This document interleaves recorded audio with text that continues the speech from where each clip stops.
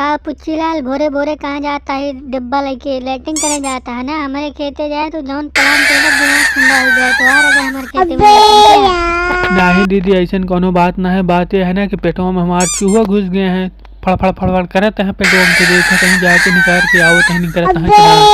हमारे खेते में चूहा फैलाया, हमारे खेते में चूहा काटे हमार गला तो का पेलब बता देते। दीदी कुछ ना तू टेंशन न ले, हम भाभी खेते जाब तोरे खेते न जाब। भाभी जन्म ना करे तू भाभी खेते जाब।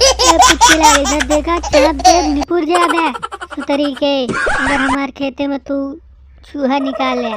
भाभी यार नाराज ना हुआ, खामखा दिमाग में शंका वहाँ तेज भड़ भड़ होता है। हमका परेशानी है, तुम निपट के आओ तब तो इससे बात करत नहीं। डंडा देखा था ना, डंडवा से पिछौड़ा पिछौड़ा लाल कर दे, गरम तवा को लाल कर दे, बताई दे नहीं। हमारो डंडा देखा था ना, जौन प्लान के नानी याद आ गया तो हाथ। अरे यही अभी भल भला के निकल जाएगी मेरी तो तुम लोगों को गंदगी आएगी। मुँह दाब दाब भागोगी। नहीं दूर हटो, मुझे जाने दो पहले, मुझे परेशान मत करो, डंडा मत दिखाओ मुझे।